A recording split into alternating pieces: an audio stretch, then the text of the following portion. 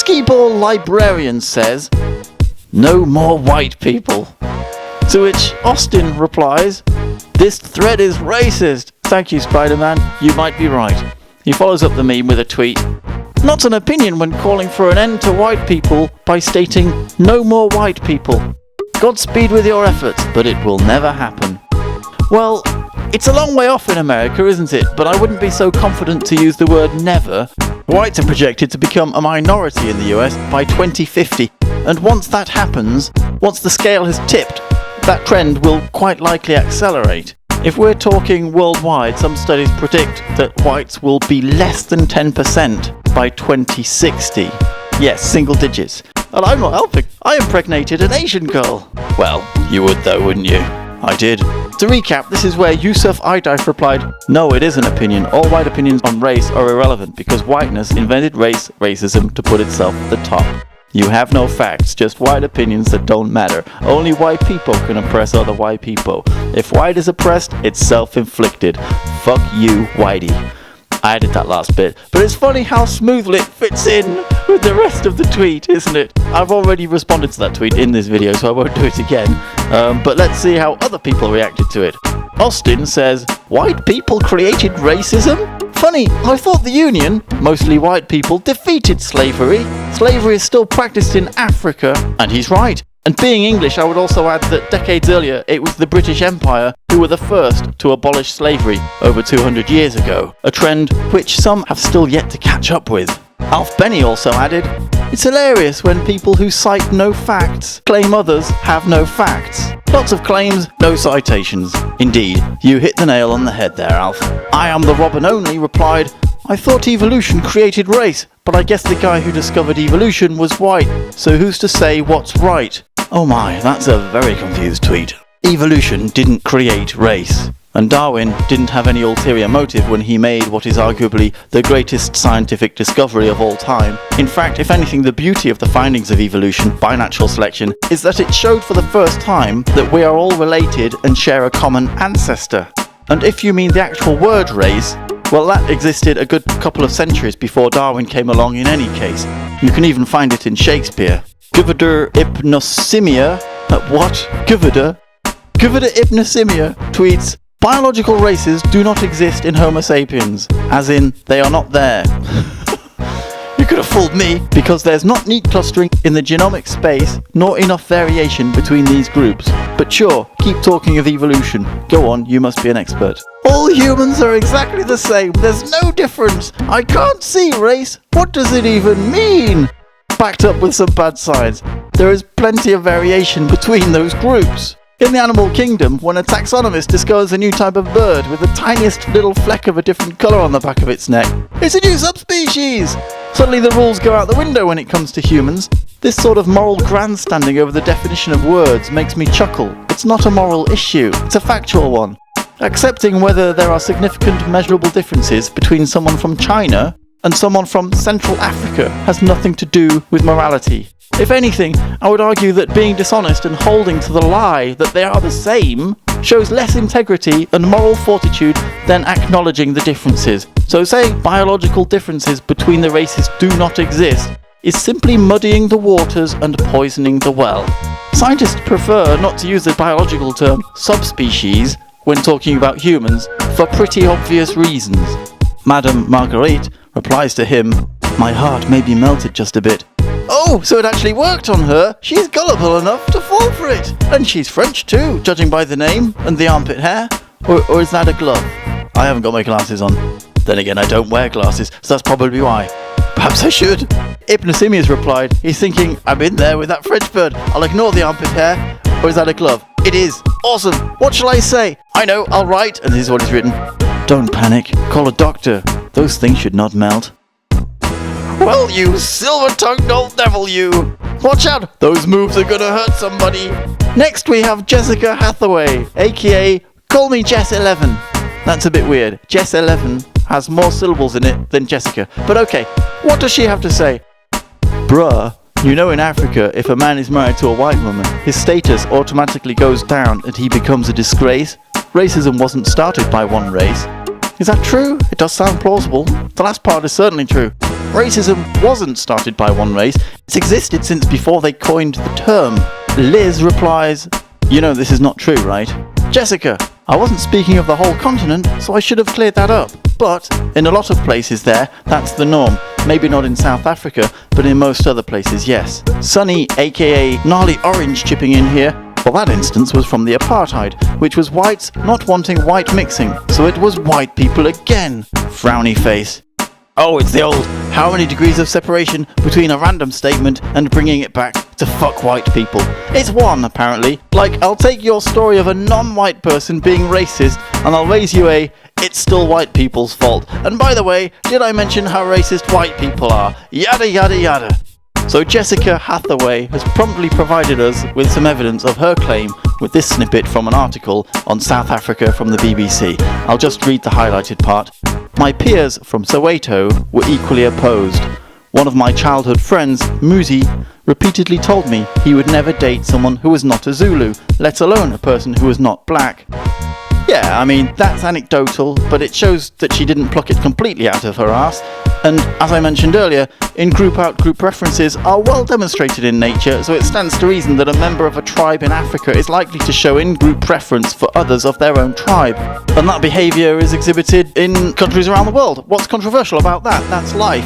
Ben Beard has entered the fray. Any relation to Frank Beard? The one and only guy from ZZ Top that doesn't have a beard? Probably not. They both sound like made-up names, don't they? Anyway, Ben Beard says, "Mate, racism has been and will continue to spawn from selfishness and pride. No one race is to blame for racism as a whole." Yes, no one race is to blame, and to say so would of course be racist. Madame Marguerite hasn't given up. Is she French? I'm curious now. Let's see.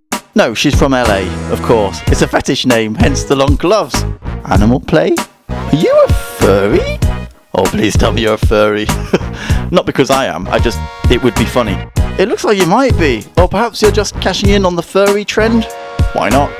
Anyway, Madame Marguerite says, "Not true. Indigenous people existed thousands of years unharmed and with little conflict until Europeans learned how to travel by ship."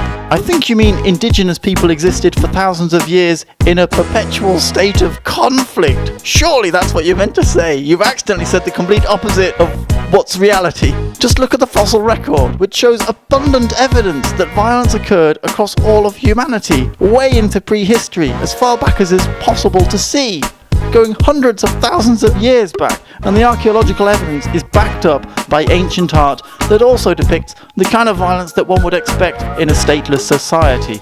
Read Keeley's War Before Civilization, The Myth of the Peaceful Savage, or the brilliant Steven Pinker's The Better Angels of Our Nature, Why Violence Has Declined. Both highly respected, critically acclaimed publications by esteemed academics. The mass grave found at Crow Creek in Dakota had the remains of hundreds of bodies scalped, mutilated, and slaughtered. Evidence of a massacre that occurred a century and a half before Columbus arrived. And in other parts of the world, tribes that practice headhunting and cannibalism still exist to this day, believe it or not.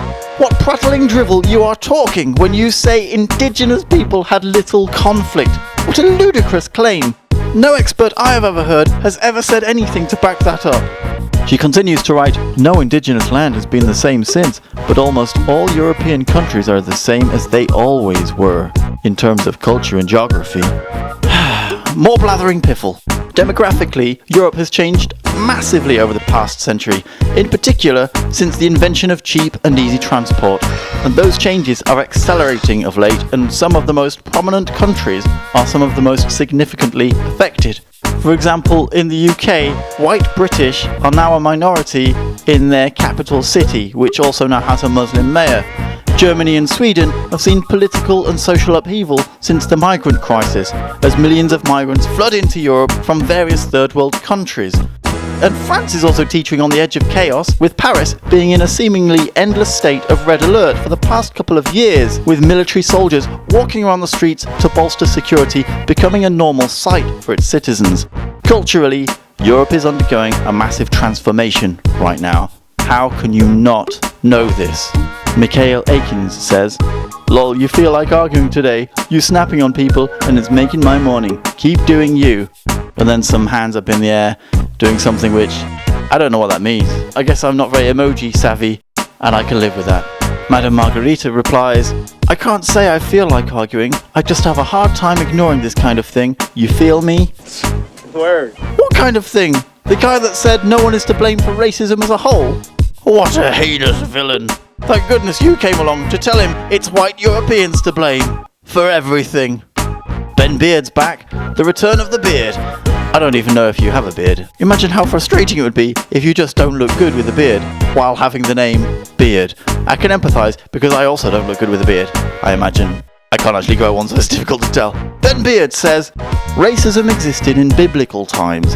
Jews, in brackets Israelites, felt superior to Samaritans, not trying to justify the racist acts that have been carried out by the whites, but to say that whites are inventors of racism is not accurate.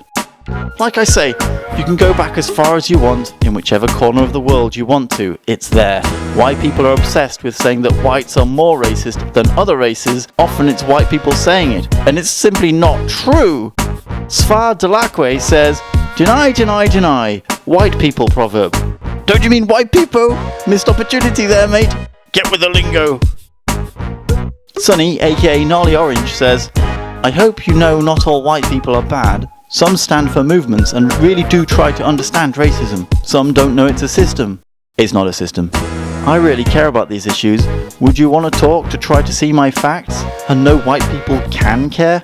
Okay, so you're extending an olive branch and trying to build a bridge here, which I commend you for, but the underlying implication of that tweet is that yes, white people are racist and systemic racism is real.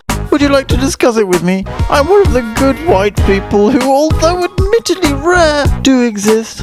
I just can't agree with the framing of that tweet. You're giving them too much. Agreeing to the falsehood of systemic white supremacy is a bad way to start any conversation. And you must realise by now that you can't please an SJW. They won't be appeased. Margarita replies, all due respect. Translation, no respect whatsoever. All due respect, I feel you on your compassion, but you take up space from black and brown communities when you try to get them to understand you. The colour of her skin means that she is not allowed a seat at the table of discussion. I see. They never have time or energy to make us feel accepted and loved. They'll love you back when your actions merit it, I promise you that. You see what I was saying? No pleasing SJWs and the hypocrisy of her, a white woman speaking on behalf of the black community, saying they don't need to hear white people. Can they not speak for themselves in that case? What are you doing? Prince Eric has entered the thread. I'm not sure if I should bow or curtsy. I identify as an attack helicopter, but only on Tuesdays. His Grace James Shepherd says, first off, all opinions matter. I respect your view here. The Wypipo who invented racism aren't around anymore, and while it exists and is a problem, it isn't the fault of all white people. That's most likely why they feel oppressed, because everyone labels all of them as racists. Ooh, nearly! You're absolving today's white people of blame, but still clinging on to the absurd notion that white people invented racism to start with. You have no evidence of that. But at least you're open to the idea of listening to other opinions. I mean, that's how low we're having to set the bar in this thread, isn't it? So for that, you get a slow hand clap. But Madame Margarita won't give up so easily. Not all opinions matter. Some opinions are rubbish and should be totally ignored and overpowered, particularly ones formed without proper knowledge or information. How do you know to ignore and overpower them if you don't hear them out first? Seriously, I can smell it from here, the stench of the hypocrisy coming off this tweet. It's a sweet but pooey stench, like one you might find coming off of a banana found on TJ Kirk's bedside table. Justice for all chips in. You are spot on. What, that motherfucker? I never looked at it that way. I am white. Thank you for helping me see racism as what it is. It is white. Oh, you're trolling. Okay, I'll let you off in that case. B31 says, someone's got a chip on shoulders. Someone's got a failure to grasp the English language. Chip on shoulders. It's a very big chip, isn't it, if it covers both shoulders? You talk like Borat. Yes, why you have chip on shoulders? Yeah, I can't do Borat, but I do love the movie. It's very nice. Euro Mudkip tweets, yep, no conflicts happened outside of Europe before 1485. No groups ever attacked others before white people. My serf ancestors totally felt at the top. You're the type of liberal other liberals make fun of. Thank you! Yes! At last, a voice of reason! I was starting to think I was on crazy pills. Let me just savor the moment. Dalton Culpepper adds, lol, so because I'm white, my opinion doesn't matter? Sounds pretty racist to me. Excellent! That's 2 in a row! 2 reasonable-minded individuals in a row. Can we make it a hat trick? What the hell am I reading? Yes, a hat trick! 3 sensible people in a row. There is hope for the world yet. And that was from Me Juice Love Juice gave me myxomatosis. Good name. Sparkling Cactus next. Don't drink water from a sparkling cactus. You never know what's going to happen. They've posted a pic of Archer that says, you want to get Trump elected? Because that's how you get Trump elected. Oh wait, ... And that should obviously be read in the voice of Archer, which I won't even attempt. It's a brilliant voice, isn't it? And doesn't match the actor. Did you ever see the face of the guy who plays Archer? It's very disappointing. Great actor though, also does Bob from Bob's Burgers. Abs has this to say, OMFG, white boy got wrecked! Hashtag stop white people 2017! No, he didn't get wrecked. And stop white people 2017? You're already too late, I'm afraid. The white scourge remains. Red 6 replies to Abs, hashtags like that give power to the racist trash out there. You're shifting the paradigm away from acceptance and love and creating a combative enemy for them to rise against. Why? It demeans your cries for equality. Indeed, it's just divisive, isn't it? But I don't think she cares. I think she really does just want to end white people. It doesn't come across as trolling, does it? It comes across more as genuinely vitriolic. Yeah, fuck you, white boy. To me, that's how I'm reading it. Anyway, Dogma Vat comes in with a profile picture of a young Barack Obama smoking a fag. Cigarette for American viewers. He says, all white opinions on race are irrelevant? And you wonder why white people feel under attack? It's because politically correct nonsense, like your views, has gone mainstream. Yep, I don't need to add to that. But apparently Amy Guillotines Rock Dentata does. She tweets, I'm white and I don't feel under attack. Maybe white people need to stop whining. Well, I'm glad that you personally don't feel under attack, but have you read the thread? Then she adds a picture, big letters saying, it's okay to destroy whiteness, in capital letters. Go fuck yourself. I'm sorry. Where are my manners? Let me rephrase that. I'm begging your pardon, but would you please, very kindly, go fuck yourself. You've just added to the problem. Well done. And how many times do I have to say it? Whiteness is not an ideology, people. So when you say it's okay to destroy whiteness, you're basically saying it's okay to destroy white people. Because how else do you get rid of whiteness? And you are white, you complete... Next tweet. Skee-Ball Librarian says, let's be friends. Wow, so he approved of your message. He's absolutely on board with the plan to destroy whiteness. That was music to his ears. Woo! Yeah! Fuck Whitey! High five! Kevin Languasco tweets, okay, I'm not white but Latino, therefore I hope my opinion isn't easily discarded like that. Yikes. So he's checking his privilege before he continues, like, guys, I look nearly white, but I swear I'm Latino, so please, I'm not one of them. I'm with you, but... And then what does he say? But tell me, how is saying all white opinions on race were irrelevant, and no more white people, not racist? Yes, it's amazing that that question even needs to be asked, isn't it? I mean, for the love of Zeus! Matt James, Matt spelt weirdly with one T, Matt James tweets, Yusuf. Okay, so he's replying to the original ghastly tweet. Yusuf, this is one of the dumbest things I've ever read. Racism exists in many countries and is not exclusive to white people. You are a prime example. Well, yep.